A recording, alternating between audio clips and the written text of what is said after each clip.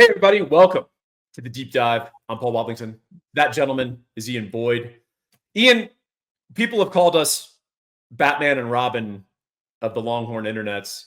I'm assuming that you know that they think you're a Robin. Are you aware of this, or do you think you're Batman? Also, your name, the villains in Batman and Robin, particularly the old show, the Adam West show, the real stuff, they like to call the boy Wonder the boy Blunder.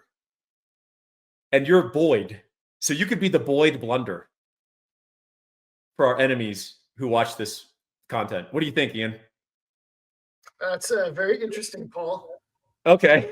I feel like you're being indulgent. I feel like you're being slightly condescending because you think you're Batman and that I'm Robin. Is that what I'm sensing? You think you're the Dark Knight? I think if we go by what our enemies say, our enemies seem to be more afraid of me than they are of you. That's true. It is true. I'm too jocular and friendly.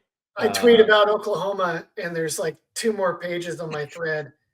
You write an article highlighting how they demonstrate all of the blunders you can make in roster management. And they say, he makes some good points. Marry a peep. Well, that's a good point. And we are going to talk about something, and we're probably going to be referencing Oklahoma because yes, as one season ends, another season has begun. Ian, it's portal season, it's NIL season, it's bidding season. That is what college football has become, right or wrong, different or indifferent. One thing that's always consistent is the quality of content at Inside Texas and on this here YouTube channel. So I want all of you to subscribe, like this video. It means a lot to us. It moves us up the algorithms that only someone of the quality of Batman can understand and detect. Robin just follows dutifully along and does what he's told. That's just an aside. I'm just throwing that out there. The other thing you need to do is join Inside Texas. It's a great community. Best thing you can do if you have an interest in, of course, Longhorn sports. So we want to talk about the structure and the new realities of this world of NIL, of the portal, and evaluation, not only at the high school level, but at the college level. And then finally, the evaluation that happens in-house on your own campus, because the portal is something that you can use as a program positively in its outflow as a vitality curve, right? In enforcing a vitality curve on your own roster. So let's talk about it. And one of the things that strikes us again and again every year, Ian, is the absolute primacy of getting your big men from high school. Why is that so important, Ian? And what the heck are we talking about? There are only so many guys who are truly athletic and also large. And they tend to be pretty obvious out of high school. So that's kind of a double whammy where if you're not identifying and signing the big athletes out of high school, then it's going to be hard to get them later. Because if you're getting a big man from the transfer portal, it's either a guy that didn't work out somewhere else, which is not promising, or it's a guy that had a growth spurt or responded more than people expected from a weight program or something and went to a smaller school and became an awesome big guy. And now you can try to poach him. That happens. It doesn't happen a ton because usually guys that are huge and talented, it manifests in high school. They have obvious futures. Their bodies have more obvious futures in high school. And then if you do want to get them out of the portal, it's going to be expensive. Because of everybody else is like, shoot, we didn't sign enough out of high school, or the ones we signed busted. Now we need that guy because that's like the most scarce resource in the game. Well, we're going to touch on this a little more deeply and develop the theme, so I don't want to go too deep into it yet. But one of the most useful things about getting a player out of high school is that you get the opportunity to develop them, but also you get the opportunity to evaluate them on your campus, in your building.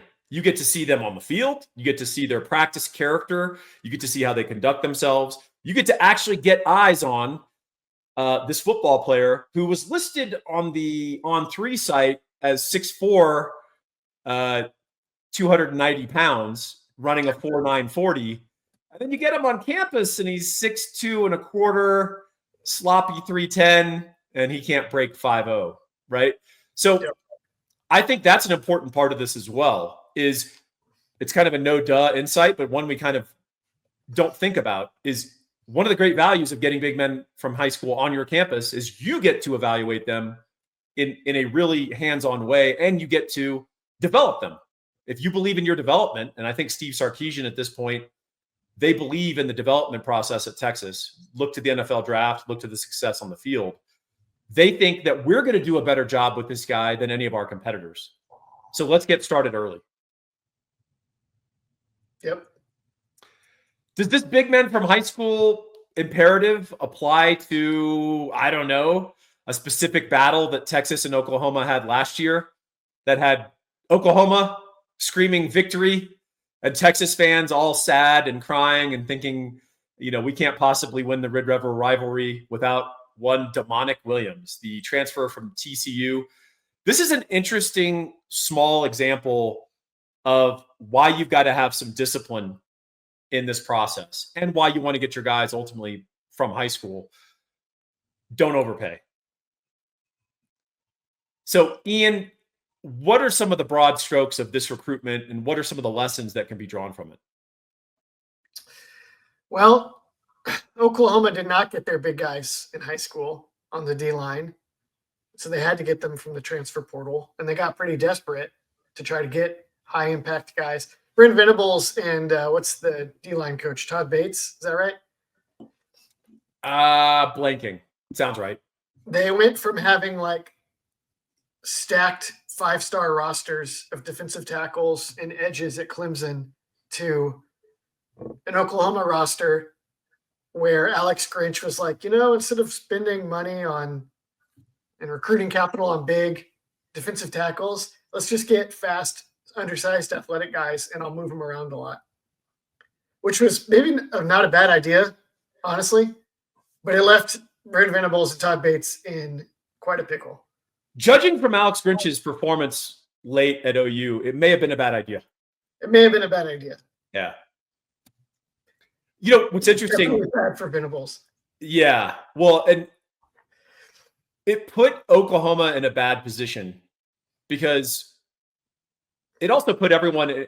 So you've got a position of scarcity, defensive tackle in the portal. You've got a guy who the profile is true freshman starter on a playoff team, right? National runner-up. Those are objectively true statements. Yeah. However, Ian and I are just the kind of boring nerd party poopers who go and watch film. And we went and watched film of his sophomore season at TCU, and he was okay. Yeah. And so what you had was a player who the fans decided, because this was a direct Texas to OU head-to-head, they decided that he was Reggie White. They also decided that he was going to be the decisive factor in the game in Dallas in a few months, right? Yeah. He was neither. And OU bid like he was, and Texas bowed out late to the point where OU was sort of bidding against itself. If the people that I know are involved in this process are reliable, and I think they are, they overpaid for Demonic Williams. Interestingly, Ian, and this is you love when a story works out this tidily and neatly. Who was committed to OU from the portal at that time? Jermaine Lole from Louisville. Jermaine Lole, the guy who played for Texas last year? Yeah. So OU effectively overbid for Demonic Williams because they had to, or they felt they had to. They needed not only the body on the field, but they needed a perceptual win over Texas. Texas bowed out and kind of kept their powder dry and exhibited a lot of discipline. And then they went and signed the OU soon-to-be signee, Jermaine Lole, brought him to Texas. And guess what? When the smoke all cleared at the end of the season, guess what two players had played at exactly the same level? Demonic Williams and Jermaine Lole. Jermaine Lole was our number 3 tackle. He was an above-average, good contributor for us.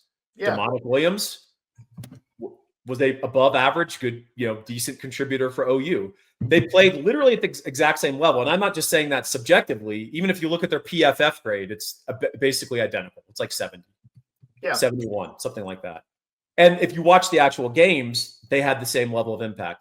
Demonic Williams would have been the number 3 tackle at Texas, just like Jermaine Lole was the number 3 tackle at Texas. And he would have played exactly the same. The difference is Texas got that level of performance at 1/5 of the cost. So why are we in this strange world where OU is making silly perceptual and perception-based decisions, and we're the hard-nosed football guys who are like making like cold-blooded, correct football assessments? Something has shifted, Ian. I don't know what's going on. It's like two things. They got behind the 8 ball after being ahead because they had Bob Stoops running things for so long. And then I think in general, just they don't have the right people at top of the deal right now. And Texas does. I would suggest, interestingly, when we got Steve Sarkisian, we thought we're getting a whiz offensive coordinator. Yep. And a questionable program builder. Yes. What we have is a guy that we're sometimes dissatisfied with a week-to-week offensive game plan because of the huge burden he carries. Yep. And arguably a top 3 program manager and builder and systems construction that really suggests a very sophisticated, pretty high level understanding of the cost of capital and all these other things related to NIL. They have more of a classic elite coordinator who's now trying to become a head coach. Yeah. Yeah. I think sometimes that happens more with, I'm a little hesitant to say this. Sometimes the best program managers are defensive guys, but I don't know. The strategic mindset in a top offensive coach is a little different and sometimes translates with very notable exceptions. Yeah, Saban, smart, very notable exceptions. Yes, Lanning, Belichick. Well, interesting thing though, if you know anything, and you and I are, those are all part of the same tree.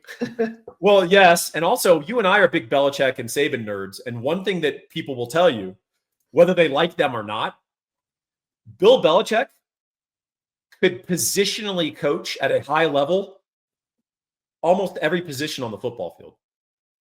Yeah. To include offense. I've heard that about the guy that everyone hates in Baton Rouge as well. Yeah. Because he actually coached on either side of the ball, multiple like Division III coming up in the ranks.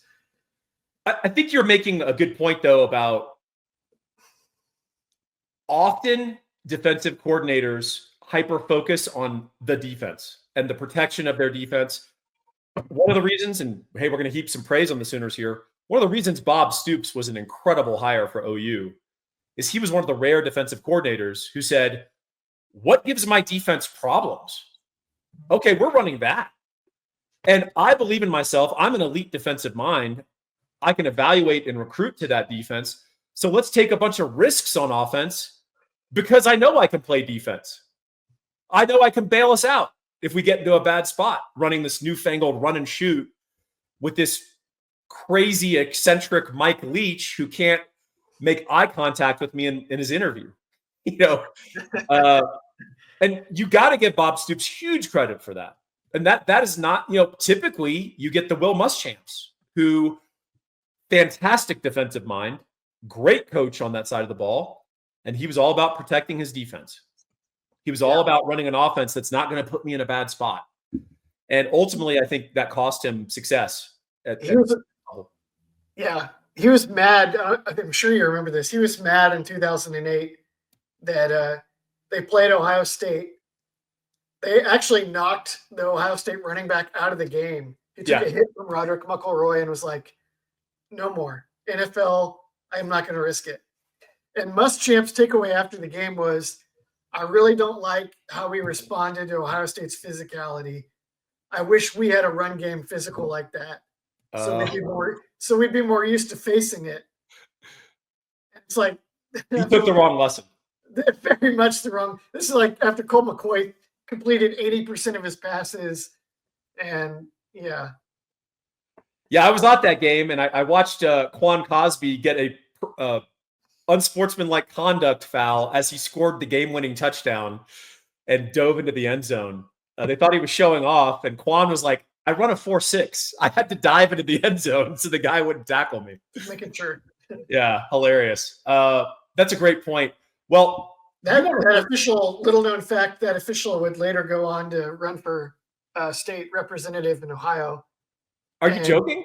And wanted to pass the flag planting should be a felony law. Oh.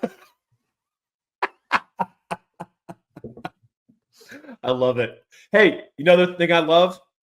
When you do a deal with someone and they are on your team for the most important financial decision of your life, and they evidence a lot of sophistication, a global sophistication of that process, not just their individual role in it. This isn't a guy who thinks he's a defensive coordinator. This guy's a program builder. Gabe Winslow, 832-557-1095. Write that number down. If you're listening to the podcast and you're driving, pull over, write it down, get your Sharpie, write it on your hand, and then don't sweat the rest of the day until you call. If you're looking for a new house, this is the guy you want on your team. He's great at what he does, over 20 years in the industry. He's got a law degree from a top 20 law school. He was a former National Merit Scholar at Texas. This guy's operating at a little bit different level than your average mortgage guy. Dial those numbers and find out why. 832-557-1095. Gabe, thank you for sponsoring this podcast, this YouTube show, and all of our other endeavors. All right, Ian, we've talked about the necessity and primacy of getting big men from high school and then augmenting later, right? We've talked about the importance of not overpaying. You got to keep your powder dry. And people say, and this is a reasonable retort, hey, there's no salary cap. If you need something, pay for it. Who cares? However, there's a human dynamic here. And I referenced the cost of capital. The people paying your NIL are alums who love football. You just told them to stroke a check for a guy, and that guy turns out to be a big bust or a big oversell on what he was going to do on the field.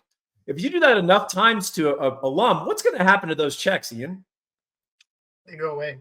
And what if you're Oklahoma and you don't have quite as many millionaires and billionaires as the University of Texas? Not good. No bueno. Self-imposed salary cap. You're now self-imposing a salary cap, and you end up with your former GM, Curtis Lofton, going on an OU show saying that Texas is outbidding you for $2 million a player. And people on the Texas side can laugh because they know, one, that's not happening. And two, the most famous overbid happened this offseason. And it was OU overbidding, not Texas. I'm sorry, Ian, go ahead, please. Well, there's another human cost there that I thought you were about to get to. And could also use OU as an example, I suspect. If you get your donors to, you're like, well, we want to have this player. We're just going to pay whatever it takes. Well, now you are married to that player. And you want to start talking about Friday Night Lights, booster meddling, or the sort of stuff that Texas was always getting accused of for years and years. If you got a high dollar quarterback that actually is not good, or a high dollar receiver that won't show up to practice on time, or decides he's injured and won't play the whole year, hint, hint. And it's like, well, we gave that guy a Lamborghini. We need to see him on the field. Here's the thing. No one knows exactly the dynamics that happened with Jackson Arnold and Dylan Gabriel. OU chose poorly. Yes. And if you were put in the same situation, I'm actually sympathetic to OU and their decision makers. Because they thought, hey, we've got this 5-star can't miss guy. Are we going to risk losing this guy when we've got potentially 2 or 3 years with him? This guy could win the Heisman, right? In their opinion, at that time. Versus a guy that, Yeah, we went 10-3 with him, and yeah, he beat Texas and was phenomenal in that game. Yeah. But he's got all these deficiencies, and he's 5'11", and he's gotten hurt before. He got, I think we need to turn the page. They chose poorly. Dylan Gabriel led Oregon to the playoffs, the Big Ten title, and arguably was the most consistent quarterback in all of college football. Yep. Jackson Arnold did not hit. Is that a nice way of saying it? Yes. And left anyway. The worst of all worlds. And it kind of felt like OU was blundering into non-football, off-the-field considerations, the sort that have sort of plagued Texas ever since late-stage Mac Brown. Yeah. Very odd. Strange dichotomy there. Political decision-making and not football decision-making. That's exactly right. How will this look to our fans and donors if we bring back the guy that everybody thinks is good but not great, and then Arnold walks and we lose our upside? They weren't worried about, the floorboards creak, but they're fine. We're not going to fall through them. We need to worry about raising the ceiling up. The truth is, there's a way to look at the last 3 seasons and say who's responsible for the 10-3 season and who's responsible for the 2 losing seasons. Yeah. And the name Dylan Gabriel it's hard to not make that primary to that analysis. Yes. Is that fair? Yes. He was floor. And a lot of times people get bored with floor because they're always chasing ceiling. But sometimes you're chasing ceiling because you're in the basement. All right. So I do want to say that I am sympathetic. So a lot of people think, hey, this evaluating recruits, evaluating football players is easy. It's not really. It's just not that easy. But I have varying levels of sympathy depending on where you're evaluating the player. And I want to delineate what I mean by that. You have to have accurate evaluations. But there's 3 levels to that. There's evaluating high school players against other high school players. That's not that easy. No. You and I can flip on some Nathan Vasher or Derek Johnson high school highlights and go, I get it. That guy needs to be signed. That's rarer than people think. More often, you're like, is this guy a fit? Is he a fit for what we do? What's his long-term potential? Is this a guy who was held back and he's a 19-year-old senior and he's dominating a bunch of 16-year-olds in 3A football? Like, there are reasons you can miss badly on a high school recruit that frankly don't mean you're a bad football coach. Is that fair? Yeah. I mean, even to bolster that, ask anyone that goes to a local high school game. They will almost invariably say something like, I saw this one player that was like a total star, and maybe Texas should look into this guy. And then you look them up and they're like a 2 or 3 star. Yeah. And they're like service academy bound, or they're like weighing between UNT and, Hey, don't denigrate service academies, Ian. Navy, they played a big opponent at the end of the year in their bowl. Got it done. Hey, then the next level is college. So the next level is college. Yeah. Your evaluations need to be much better here because you're watching college players go against other college players. Yeah. And if you don't know what good looks like from a guy who's at Wake Forest playing North Carolina, are either of those schools as good as Alabama and Texas? No, but it's real football. It's real football. And if you can't tell the difference between a marginal ACC starter and a guy who could come play for you, now we're starting to call into question your evaluative abilities. College versus college evals, those portal evals, you need to be nailing most of those. Is that fair? Yeah. It's, to bring back our favorite guy, Belichick, not always great in the draft.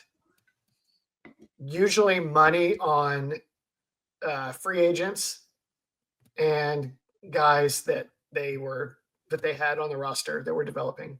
Like the an average drafter. Yeah. Like literally NFL average over time.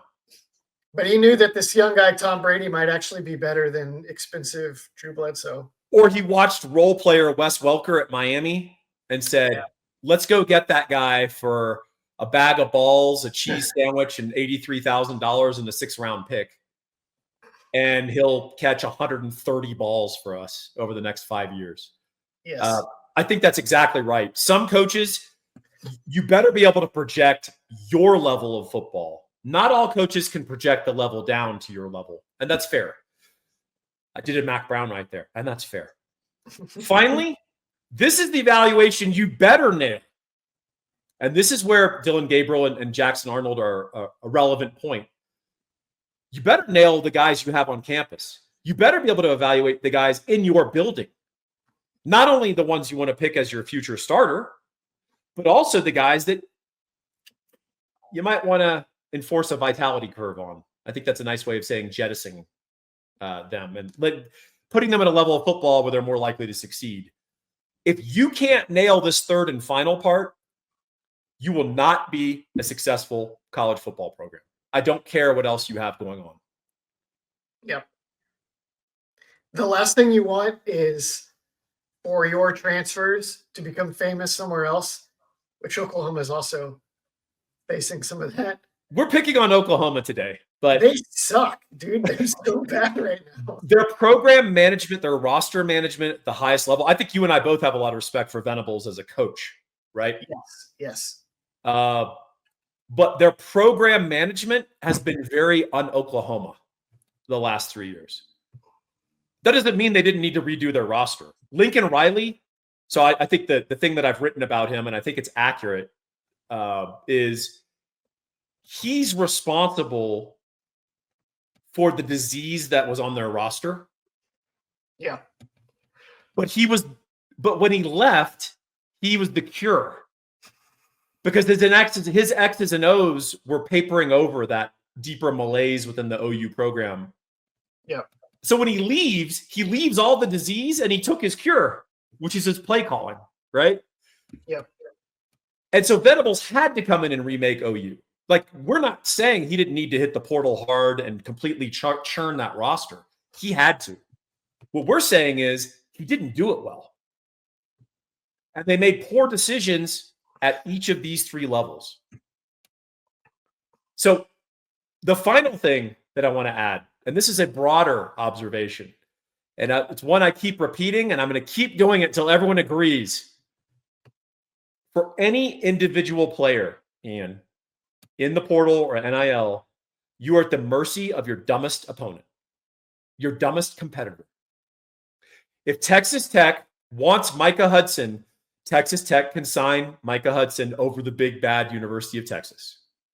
And the Red Raiders will celebrate, and there'll be little parades in Lubbock, and we beat Texas. Oh, I thought you guys were the rich school and we're the Joneses. Ha ha. Any individual player, any school that's moderately enthused about football, you can beat anybody head to head on that one player in a bidding war. Especially with TV revenue now. Especially with TV revenue, and especially just you get your alums sufficiently red-assed. They get sufficiently fired up about that one guy, that 5-star, and then you have Texas on the other side of the bidding, and we're going to show them.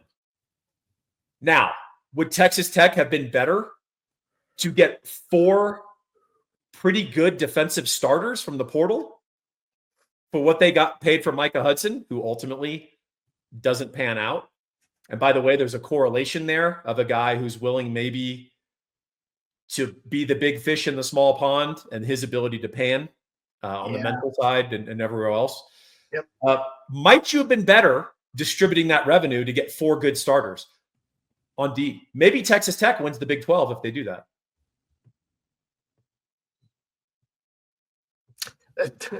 That's so funny also because it's like Texas Tech. If you were to look at the last 20 years of Texas Tech football, and you're like, what's the missing piece? What keeps them receiver? What keeps them from being 10-2 rather than 8-4 or whatever? That's true. Wide receiver is never the problem. There's so many good ones, and there's a bunch out in West Texas that don't get evaluated that much. And so they've always got some like NFL looking dude out of like Abilene Cooper that goes for 1,000 yards, and you're like, what? Where'd this guy come from? Well, it's so funny too, Ian. Even when Texas Tech was struggling under Kingsbury, right? You would see their receivers physically and go, oh, like there's a bunch of dudes in the state of Texas because everyone runs the freaking spread. Yeah. There are so many 3-star receivers at Texas, the state of, who are good and are going to be great. And the reason some of them aren't 4 stars and they're 3 is because in high school they're 6'3", 170. Or their quarterback can't throw. Or their quarterback can't throw. Or they didn't have an agent that sent them to camps. Their mom and dad didn't send them to every camp and prolifically write and nag every single recruiting site. And guess what happens to 6'3", 370-pound skinny high school seniors by their sophomore year of college? They're 6'4", 205. Yeah. Yeah. And by the way, they add those 35 pounds and they get faster. They don't get slower. So it is funny that Texas Tech wouldn't expend all that money on a defensive tackle or an elite safety or an elite corner or 3 good starters that you could have gotten from Pitt that ended up signing at Colorado and elevated their defense from like 90th in the country to like 30th in the country and was the biggest reason Colorado went 9-3 last year. So there's always a cost. Do you think it's possible that sometimes it seems like the best receivers in Texas are from the 3-star ranks and not the top ranks? And well, you may forget, you and Justin did an analysis on hit rates by position. Yeah. I don't remember. And wide receiver, 5-star ain't necessarily correlated to great success at a high level. Do you remember one of the highest ones? Athlete. Yeah. High-ranking athletes, and usually they become big hits either in the secondary at wide receiver or at running back. So a lot of high school recruiting is about traits. It's not about your position specificity. Frankly, if you've been playing cornerback since 5th grade and you're not athletic enough that they're not also using you on offense, or at least you're not bringing back punts and kickoffs like a madman for touchdowns, I kind of question your overall real athleticism, right? Yeah. And so I think you're right. I think you're onto something. The state of Texas in certain positions, quarterback, wide receiver, we're so deep. And by the way, hat tip to the Sooners, a former state of Texas high school product, John Mateer, killed it at Washington State. Not a classic quarterback in some regards, but kind of a like put the game on my back and I'll win it guy. That's a good signing for them. That's a good evaluation for them. He was the best possible option at that time. So, it's not that. Also, he knows the offensive system because he's following his coordinator. He's just going to run that offensive system with Arbuckle. So that's another good choice. That's a good way to do that. And frankly, they're going to need a win the game guy because they may not be surrounding him with the Sooner talent of yore. I don't see Mark Clayton on that roster. I don't see CeeDee Lamb on that roster right now. Yeah, I haven't watched all their portal wideouts. I need to check them out. I'm not going to really do that in earnest until the portal season's over. Right. Which it never seems to end, but I guess I'll take a look in June. But until then, it's going to be nuts. Yeah, the spring portal is going to be insane. The fall portal was pretty mild, wasn't it? It was, but you had 12. Was that simply a function of the playoffs? I think so. You had 12 teams that were like, well, hang on, we may play for championship here. Yeah, and then they're focusing on retention. So, and also you didn't have like none of the big programs fired their coach this year, right? Which is usually a good way for everybody to ravage some roster. That's right. I think the big, mark my words for 2025, Ian, the big firings and some crazy stuff is going to happen 2025 this year. You're going to see some really good jobs come open. And then some really good talent become available via El Portal. That's right. To our outstanding producer, tells us that most NIL contracts end in spring. So yeah, that's a weird feature. Yep, it is interesting. Well, we are in interesting times. College football fans have mixed emotions about it, but you deal with life on life's terms and reality on reality's terms, and this is the current reality. Texas seems to be doing a pretty darn good job. And there's some other schools that are doing less of a good job. So it's interesting to see why. And I think we kind of tried to give you a construct of 4 different things that help you inform you. Get your big men from high school. Don't overpay. Accurate evaluations, high school, college, on your own campus. And the accuracy of your evaluations need to improve the closer that player is to your level of football or your campus. Yep. And then finally, you are at the mercy of your dumbest competitor. Ohio State can lose a bidding war to the University of Houston. And you laugh at that because it's funny, but it's also true. At Oliver, somebody lost that like that. I mean, we can go on and on, but for any one individual player, Texas, Michigan, Ohio State, freaking Penn State, they can lose a bidding war to Pitt. If Pitt decides this is the guy and they go all in, I don't think it's going to work out great for Pitt, but hey, the reason markets exist, right? To tell us who's smart and who's dumb. For Ian Boyd, I'm Paul Wadlington saying, we hope you enjoyed this deep dive.